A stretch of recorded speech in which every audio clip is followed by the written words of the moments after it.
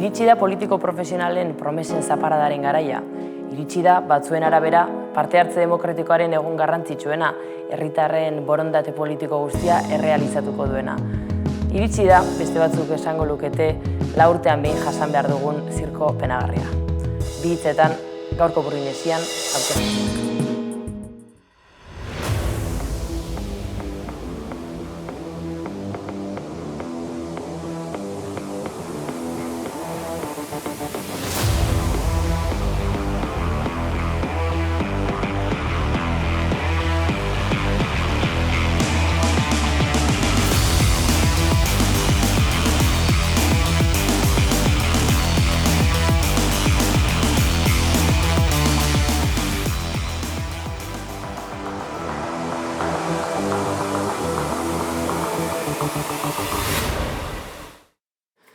Gabon eta ongi etorri Burrinesiaren 14. saiora. Gaurkoan hemen gurekin Eneko Carrion, Carla Pisano eta aspaldiko partez Manes Urrutxaga. Gabon eta ongi etorri zuei ere. Aurreko saioan bezala, gaurkoan gai bakarra izango dugu eskuartean, hori bai, ertz ezberdin asko dituen gaia, hain zuzen ere, hauteskundeak ditugu gainean eta kanpaina ofizialki hasia da. Ostiral honetan hasi da maiatzaren 28ko hauteskundetarako kanpaina ofiziala. Alderdi politikoek hala ere urte osoa daramate kanpaina horretan murgilduta. Gurean, Nafarroako Parlamentuko gobernua aukeratuko da maiatzaren 28an, baita Arabako, Bizkaiko eta Gipuzkoako foru aldundietakoa ere. Gainera, Hego Euskal Herri osoan izango dira udal hauteskundeak. Ezin dugu ahaztu horren ostean eta urte hau amaitu baino lehen, Espainiako estatuko hauteskunde orokorrak ere izango direla, naiz eta oraingoz ez dagoen data zehatzik. Manes, favorez, hasi zinezkezu? Bai, hauteskunde kanpainan sartu berritan gauden honetan, igual la proposena izango litzake hastea, nolabait hauteskundek orokorren gizarte burgesen beteuen funtzioa aipatzeaz, ezta? Esan genezake azkeneko hamarkadetan eta azkeneko urte luzetan hauteskundek izan diala nolabait kapitalan diktadura eta bere instituzioak, bai estatua, alderdi politikok eta sistema politikoa osotasunen zilegiztatzeko eta zuritzeko mekanismoat. Nolabait sortzeulako ideia bat gizarten, erabakitzeko gaitasuna gizartean gain dagoela eta badaukala nahi duen horrek parte hartze politikorako aukera bat. Eta nolabait gehiengo horrek agintzeula eta gehiengoak nahi ditun erabakik hartzeala gizarten eta politikarik diala olako ordezkari soil batzuk gehiengoan esan eta duena, ez dakit, olako ilusio faltsua sortzeu. Ze pasatzea, ikusten nahi gala azkeneko hamarkadatan nolabait ideia hori pixkanaka indarra galtzen fundala. Adibide oso argi baten gatikan, geroz eta jende gutxikok parte hartzeulako edo orokorren mendebaldeko estatutan esango dugu parte hartze politikoa gutxigo dalako azkeneko hamarkadatan. Hau da beste elementu bat erregimen krisi batena, mendebaldeko politika eredua, gizarte ereduak eta orokorren balio demokratikok edo esango dugu krisi baten daude. Eta leheno hauteskundek bazian erregimen hau zilegiztatzeko mekanismoat gaur egun dia krisi horren adirazle elementu bat gehiago esango dugu. Eta honek bai forma desberdinak hartzeitula ikuste dugu. Gaur egun egia da aurren dauzkan hauteskundekin parte hartzea ez dela hain txikia izaten orokorren, udal hauteskundetan orokorren ioitealako parte hartzea. Ez bali mana oker azkeneko hauteskundetan 165 eta pixka buelta hortan ibiltzea parte hartze generala. Alare bai da interesgarria gure kasun pixka honeak hartzea nola gazten arten batez ere abstentzio tasa asko igotzean. Aurreko udal hauteskundetan ikusi genuen nola 18-24 urte bitarteko jenden arten 150 inguruko abstentzio tasa bat egon zala.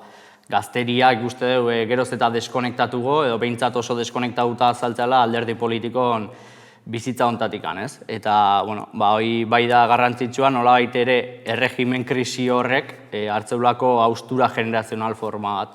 Ikuste dugu nola enmasa bozkatzen gizarte sektorea da 40 gorako jende bat, pixkat akomodatuko da ona, bizitza politikoan integratuko da ona, eta aldiz gaztek dian geroz eta apartego daudenak mundu hortatikan. Bai, ez azaldu duzun bezala, erregimen krisi horren adierazle nagusietako bat abstentzioa da, eta abstentzioaren hazkundea Europa osoan ematen ari den tendentzia bat da.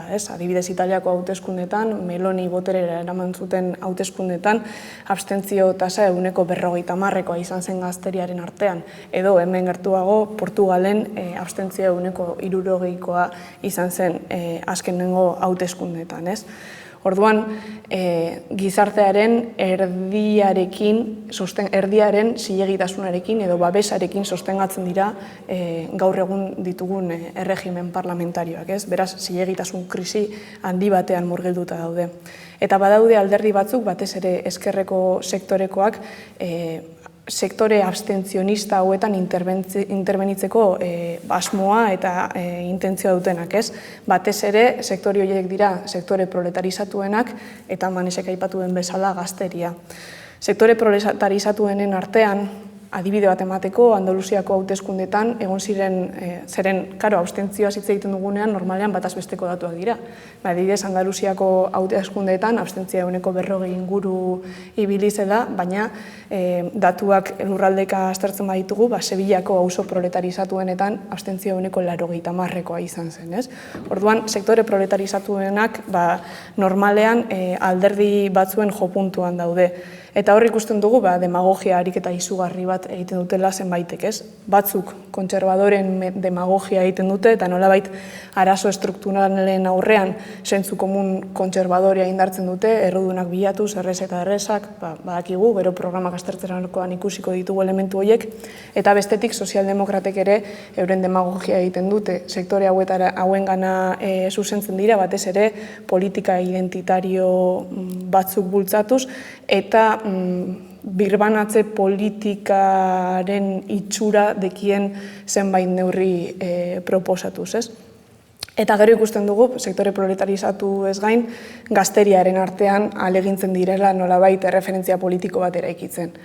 Nire ustez oso modu troketx batean, Horren adibide da, Pedro Sánchez azkenengo egunetan atera izana gaztei interraila finantzatzeko neurriarekin, edota kainakairen inguruan egon den polemika guztia PNV eta EH Bilduren artean, Baina, nik uste ikusi beharko dela abstentzioa udal hauteskunde hauetan ea hazten den edo ez, tendentzia orokor bat da, baina egia da udal hauteskundeetan normalean parte hartzea igo egiten dela, eta nire ustez bizi izan dugu koiuntura bat, bi gertakari nagusirekin, bata da gerra bat, eta bestea da pandemia global bat, bi gertakari hauek nolabait jendartea politizatu egiten dute, ez du esan nahi termino parlamentarioetan politizatuko denik, ikusi beharko da, baina bai egia da bi gertakari hauek abstentzioaren tendentzia hau aldatu dezaketela. Hor, parte hartziaz hitz egiten denean ere ikusi da, zenbatek benetan sinisten duten sistema demokratiko honetan. Nahiz eta parte hartu zenbatek egiten duten desatxikimendu maila altu batekin ere. Nik parte hartzen dut, ez daukadalako beste aukeraik, eta municipalen kasuan gertatzen da ere, gertuago ikusten dutelako beraien aldaketak, egunero pasiatzen duten kaletak, herrietan egiten dian obrak eta olakuak. Gero eta maila altuago bateko instituzioetan ikusi, desatxikimendu maila eta horrekin abstentzio maila ere altuagoa izatea.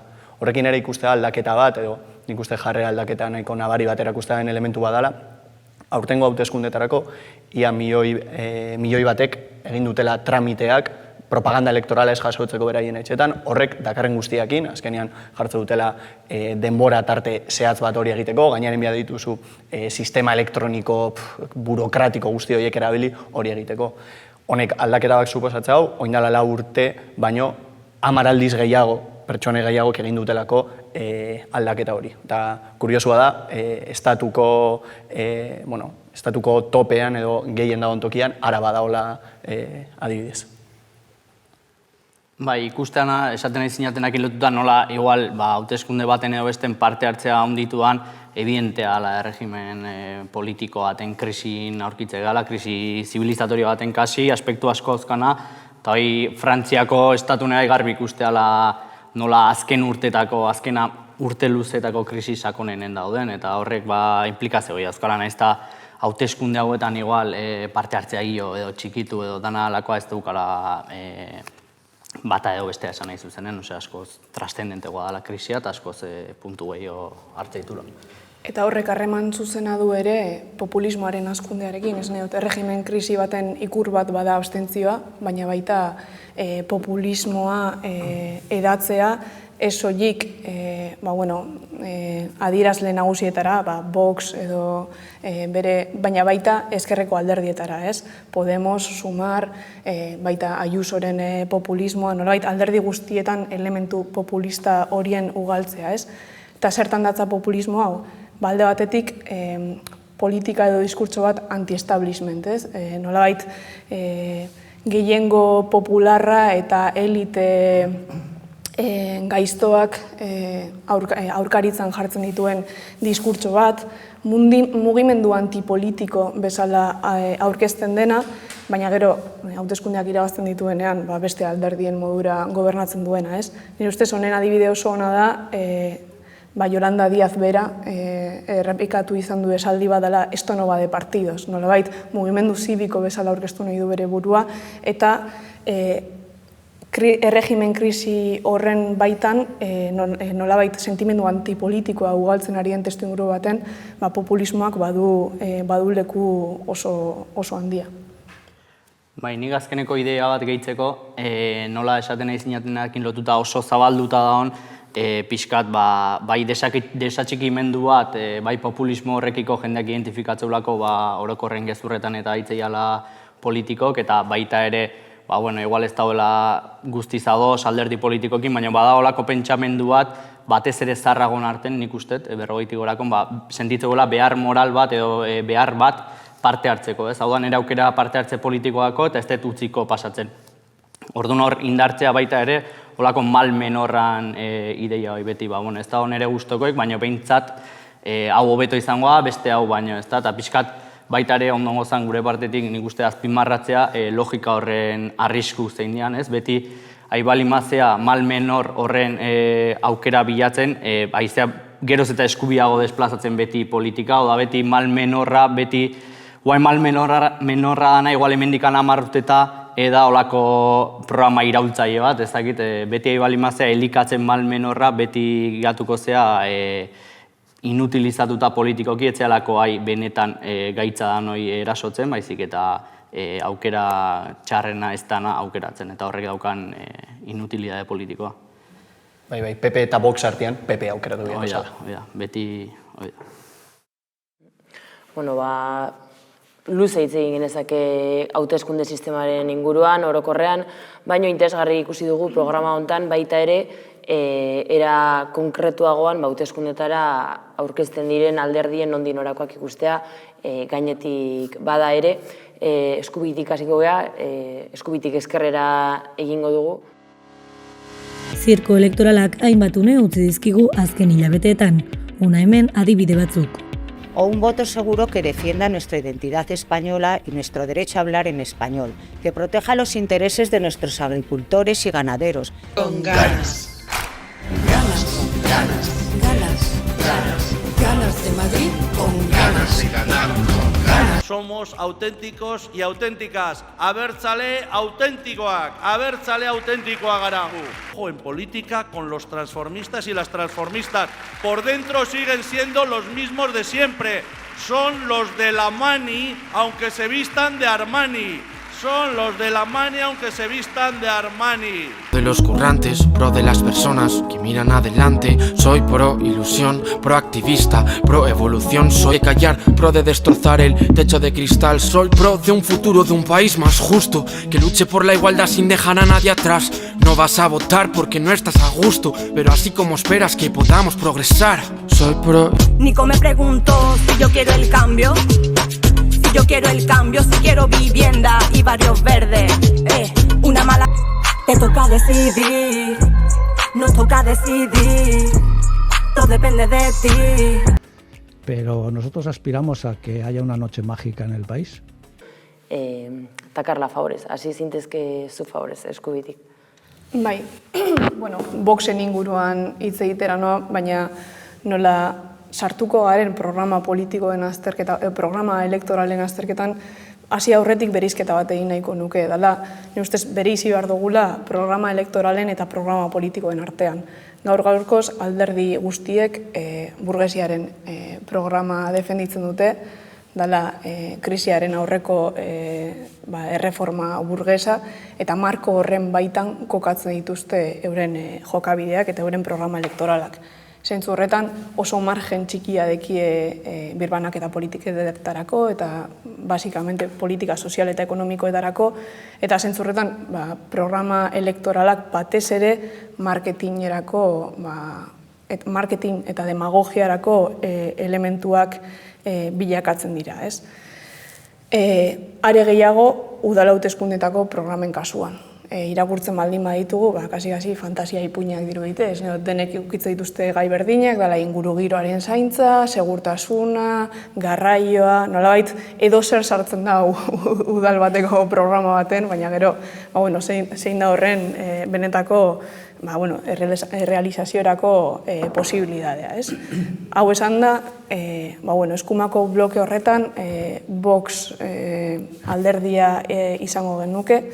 Egia da, bloke horretan bazegoela trantsizio garaitik Alianza Popularrik lehenengo eta gero PP ordezkatutako hegemonia bat eskumaren baitan, hori hautsiz joan zela Ciudadanosekin eta orain Voxen irrupzioarekin edo. Nik uste arrakasta horren arrazoiak direla alde batetik babes eta finantziazio internazionala izan duen alderdi bat izan dela, estrategia komunikatibo egokia edo nolabait beste alderdiekiko bereizgarria erabili izan duela, adibidez WhatsApparen erabilera sare sozial bezala eta aurreko hauteskundeetan oso importante izan zena, eta gero beste elementu bat oso importantea da klima politiko orokor batetik elikatu egiten dena, ez? Lehen aipatu dugu populismoen goraka da, Voxek planteatzen dituen termino populistak da beste alderdien baitan daude, eta zentzu horretan badaude alderdi batzuk eskumakoak ez direnak ere klima horretatik parte hartzen dutenak, ez? Zentzu horretan, Voxena populismo kontserbadorea da, eurak esaten dute no somos de extrema derecha, sino de extrema necesidad, ez nolabait bere burua kokatuz espainolen ordezkari bezala. Kurioso, justo esaldi hau, Gabriel Rufianek esan dago gaur, no somos de extrema izquierda, somos de extrema necesidad.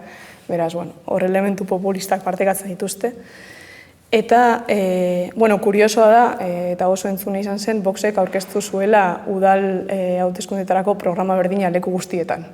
Tarduan, Madrilen hitz egin zuela Madrileko hondartzaz, eta Almerian existitzen ez den metroaren zabalpenaz eta barrez. Orduen, alde batetik, eura justifikatu zuten Espainia guztirako programa, euren zentralismotik ulertzen zauriela hori, baina baita ere euren ezgaitasun politikoaren eta administratzaile bezala ibiltzeko ezgaitasunaren ikur ere bada.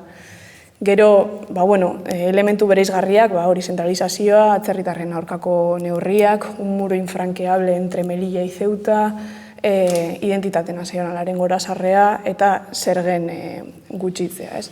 Eta gero, udal hauteskundetan, hauteskunde hauetako programetan, tokiko merkataritzaren babesa, kulturaren defentsa eta batez ere segurtasunaren aldeko diskurtso orokortu bat, ez? Orokorrean, proletalgoarekin konektatzeko elementu batzuk, batez ere identitario eta kulturalak, balio tradizionalen gorazarrea, familiaren gorazarrea eta bar, eta gero, auzi ekonomikoetan, batez ere klase ertainen eta burgesia nazionalaren defentsa sutsu bat, ez? Naizta bere garaian Voxek tonteatu zuen apur bat obrerismoarekin, laizter utzi zuen bide hori, eta auzi ekonomikoetan, batez ere klase ertainen eta burgesia nazionalaren programa bat da.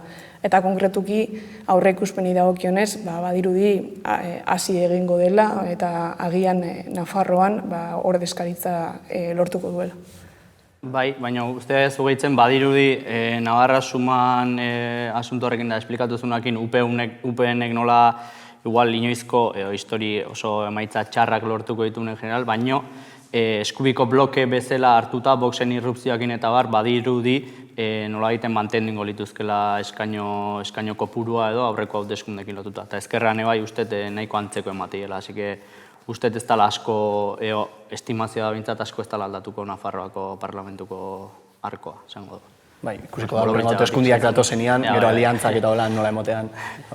Gero ikusten bali bada, adibidez, PP-ren diskursoa eta guztiz, tokiz kanpo ikustea, diskurso guztiz atzerakoia daka, euskeran aurkakoa, bildu eta denbora osoan edo aurreko zikloekin lotura horretan dabil behin da berriz, edo sartzen horrekin ere ze hautagai jartzen ditun, Iturgaiz bezalako pertsona bat, praktikamente gero bukatze dute, meme bat izaten, aurrekoan egon zen, eztabaida Twitterren, Eibarko PP-ek igo zebalako argitxo ikastolen, simbolo hori edo fascista deitzen, edo Nafarroako hautagaitza aurkeztian, esatia, ekitaldi aukiko, eta gero tomaremos un buen vino español y luego tendremos un disjockey, eta holakoak. Praktikamente beraiek dira meme bat, eta orduan ere ikustea nola gaitasun gutxi dakaten berentako eskumako bloke hori berriz reintegratzeko, edo bintzat oingoz sinismen real bat edo egituratzeko. Bai, Zumarra gane bai intzuen ez, jarri zuela gazte bat hautagai 18 urtekoa daula eta iburuz hitz egiten daula, eta gazkeneko atentatu entzitu nuen behazezkan, ez dago egin dente. PP aipatu duzu, baina azken aldi honetan Ortuzarrek ere asko aipatu du eta Bildu. Bai, egia harritzekoa, ez da, PNV-ek beti hauteskunde datozen einen nola ateatzeun etan mamuei pixkat EH Bildu ez da hor kokatzeko, eta baki EH Bilduntzate bai inkomoda dela, orduan pixka jokatzeu roi horta, ez? Bakilako ere bai, PNV-ek nola aurreko hauteskundetan lortu zituen emaitza historikok, edo bintzat esango dugu oso emaitza honak, badaukala aurten edo arrisku bat, pixkat bere emaitzak ez izateko hain honak konparazion. Eta bakilako ere bai, justu EH Bildun punto fuertea dala udal hauteskundek, eta badala holako indar lokal bat edo herritan indar gehiago ateatzeuna, eta horrek igual eman diezaiokela nolabaiteko indar bat EH Bildui baita ere abendun izatea espero dian hauteskunde generaletako. Eta pixkate horren beldurrez edo horrei aurre ikusteko bai da nolabait PNV bere estrategia klasiko ditako atera biltzen, EH Bildu guain esategu esan behuela injustoa izan dela ez dakiz zer, edo pixka beti bilatzeko lako rekurso bat. PNV buruz, ze esango dugu, guain arte esan ez dana, orokorren bakigu diala Euskal Burgesian alderdia, Euskal Burgesian interesak ordezkatzitun alderdia, eta ikusi bestek ez da hortako, PNV-ko jendeak, PNV-ko karrera bukatzeunen, kargo publiko bukatzeitunen, noa jutean, Euskaltelea, Iberdrola, edo Petronorrea, edo dana alakoa. Eta pixkatoi, nik uste garbi daola EAE mailan behintzat, hauteskunde hauek jungoiala EAJ eta EH Bildun arteko lehia bat izango ala nagusi. Baita ere, herri askotan determinantea izangoa PSOE-en papera, batez ere babestuko ulako PNV-en EAJ-an hautagaitzak, eta horrek albietuko jolako EAJ segurona udal gobernu batzuk lotzea. Hau, aspalditik ite Ezker Abertzaleen eta EH Bildun, da pixkat nolabait ere aidia amesten Euskal Herrin baita ere erreproduzitzea olako Madriden iteuen ezkerreko bloke asunto horrekin, pixkat amesteue ea posible izango litzaken, EAen baita ere PNV desplazatuta utzi eta olako bloke bat sortzea bai Podemosekin, bai PSOekin. Ni pertsonalki bintzat oso horretik ustet eszenarioi, así que ikusiko dugu nola zebiakara hartu. Ezkerreko blokea aipatu duzu eta salto egingo dugu hain zuzen ere ezkerreko blokea. Karla, favorez, hasiko zara SOE-rekin? Bai, SOE gobernuko alderdia izanik, gobernuan egoteak kalte egingo dio hauteskunde hauetan, izan ere, horrelako krisi baten kudeak eta garesti ateratzen da. Eta nik uste SOE-en ja egin dituztela kalkuloak eta ikuste dute leku askotan, ez dugu esan, baina udal hauteskundeak izaten dire estatalak eta autonomikoak horre ikusteko forma bat, ez? Eta ja kontuak egiten dituzte eta ikuste dute leku askotan PP eta Voxen arteko baturak gehiengoa eman dezakela, ez? Zentzu horretan, agertzen zaio Sumar bezalako aktore politiko bat, egin batean ondo etorri altzaiona edo oso gaizki. Ondo etorri dakioke Sumarrek lortzen badu, bai abstentzioaren artean arrantzatzea eta baita Podemosen deskalabroa apurua gelditzea eta Podemosekin batera aurkeztea. Eta zentzu horretan, ezkerreko bloke progresista bat osatu alizatea PP eta Voxen baturaren aurrean. Baina baita ere kontrako efektua izan dezake, eta Sumarren askundea egiten bada, soeren bosken kontura, nahiko gaizki etorri altzaio, ez? Baina, nahiz eta inkestek esaten dute leku askotan jaitsi egingo dela, nik uste bete-betean sartu dela hauteskunde kanpainan, eta zentzu horretan etxebizitza legeak eskaintzen digu soeren taktika elektoralaren adibide oso on bat, ez? Datu batzuk ematearren, etxebizitza lege berria aurkeztu aurretik, hilabete batzuk lehenago, publikatu zuten soziologo batzuk inkesta bat, eta esaten zuten, normalean etxebizitza jendearen pertzepzioaren artean edo arazoen artean 18. postua betetzen zuela uste dut. Hau da, ez zen bat ere arazo bat jendearen pertzepziotik behintzat, ez? Eta azken urteetan 8 puntu igo da. Inkesta hori publikatu eta aste batzuetara Pedro Sánchezek agindu zuen alderdi mailan, alderdi barruan, nolabait askartu behar zutela etxebizitza legearen kontua, ez? Zergaitik etxebizitza legea alde batetik arazo bezala perzibitzen delako gizartean, bestetik badelako gai bat klase sektore ezberdinei eragiten diena, eta beraz, ez un 2x1, hitz egiten dugu klase ertainaz, baina proletargoaz hitz egiten dugu, burgesia txikiaren sektore bat eta hitz egiten dugu, eta baita eskumarekiko bereizteko elementu nahiko importantea delako. Eta zer egin du etxebizitza legearekin? Beste auziekin egin duen gauza bera. Tendentzia orokorrak, hau da, erreforma bera posibilitatu, tendentzia orokorrak etxebizitzan dira presioaren igoera eta jabegoen kontzentrazioa, hori guztia bermatuz, nolabait klase ertainaren posizioa indartzeko neurriak hartu ditu, eta etxebizitza arazoaren ondorioak makilatzen dituzten zenbait neurri hartu ditu, ez? Etxebizitza legearekin egin duena beste auzi batzuetan ere egin du, ez? Tendentzia orokorrak bermatu, presioen igoera, salarioen sakeoa eta bar, eta aldi berean korte demagogikoa duten zenbait neurri hartu. Gero politika lokalean, Maneseki aipatu du, baina hemen soeren papera batez ere funtsezkoa izango da koalizioak eta aliantzen jokoa hasten denean, ikusiko dugulako PNV-ren gobernuak edo udalak posibilitatuko dituela. Ezkerrakin jarraituz, pixkat aktore politiko berri hau edo aipatu duna Karlak, nola Sumar, aktore politikoa edo pertsonaia politikoa, praktikamente Yolanda Díaz alako alderdi guztia. Aurrekon esatezun Pablo Iglesiasek etzala damutzen Yolanda Díaz proposatu izanaz ministra ezela, baina nik uste gezurretan nahi zala. Ikuste nola aktore politiko berri honek, Yolanda Díazek indun kalkulua nahiko basikoa dan, ezta? Ikusi Podemos bat nahiko estankatuta, nahiko hasierantzeukan potentzioi galduta, pixkate sektore berrik elektoralki erakartzeko potentzioi eukizun hasiera baten, gero ikusi duen boakin nola jundan estankatzen ezkerreko posizio tipiko baten, PSOEen sobrak edo jateitun tipiko ezker espainolan postu baten, eta Yolanda Díazek ikusi duna, pixkat horrek ez diola balio, eta badala garaia renovatzeko espazio politikoi, eta badagoela aukera beste sektore batzuta iristeko.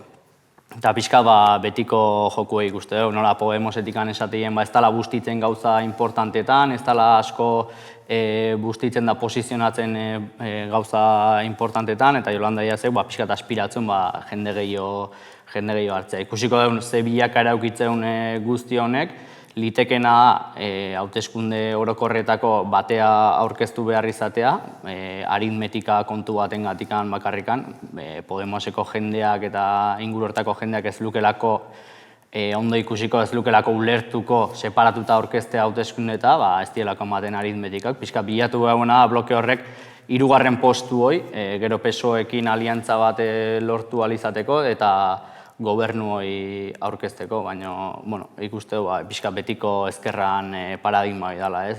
Marka bat baina obsoleto gatzean, berriz datorrela ilusio faltxoiekin, izango bazan bezala problema guztien soluzioa, eta pixka zurronbiloi binda berriz elikatzen, batzuk ez dira aspertzen emateunez. Bai, badirudi ere EH Bildu ilusio hori saltzen ari dela, edo behintzat ikusten da bere apostu elektorala asko indartu hauteskunde honetan, bai ikusten da profesionalizatu indala bai komunikazioan, estetikan, proposanak, digamos, nahi dela erakutsi gestore moduan edo kudeatzaile on bat izan aldala, horrekin ere PNV-ekin dakan disputa guztia, hau da nahi da eseri nagusia edo boteretsuekin ja mai gainean, horretarako ere beraien listen osaera, dauzen perfil sozial guztiak, kirol munduakin lotutakoak, edo osasungintza sektoreakin, orokorrean herri mailan edo irudi hona dakan jendiak. Ikusten dugu orokorrean, ikusten baldin badituzu EH Bilduk dituen boskatzaileen edo perfila, ikusten dugu alde batetik handauzela alderdi edo hautagaiari garrantzia ematen dion perfila, eta 40% inguru mugitzen dana, horrek ere azaltzen hau, azkenian ezker abertzalean komunidade hori sendotzian garrantzi hori, horrekin ere lotuta lidergoen figura berrietara, lotuta hon askotan ere ezkerreko populismoan elementu horrekin. Ikuste hau azkenian EH Bildu dala fideltasun tasa altuena dakan alderdia, 80%. Ikuste nola komunidade oso trinko bat daka, gehien bat apostu elektoral horrekiko, horre ere sorturen papera hauzi askotan. Horrekin batera, beste punto importante bat izatea gazteen pisua. Dala bere boskatzaien 17%, tasa altuena. Hor argita garbi funtzio klabe bat jokatzea hau ernaiek. Ernaiek jokatzea hau gaztiekiko zubi hori gauzatzeko funtzioa, bai gazte errebeldeago batzuei begira, zein bestelako gazte sozial batzuei edo herri mailako gazte normalei begira. Horrekin batera ere, betiko jolas hori, maiatza batian gazte altxa hasi da iraultza, eta liberian solasaldi bat antolatzen herriko hautagaiarekin.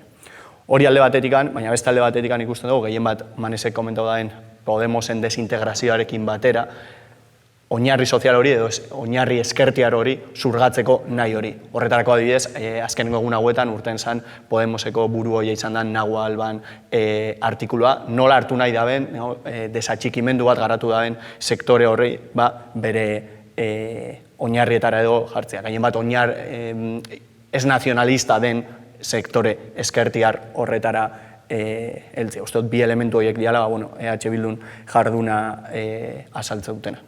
Inork ez dauka beste ezer esateko, onaino gaurko Burdinesia, eskerrik asko zuei eta eskerrik asko ikuslei ere.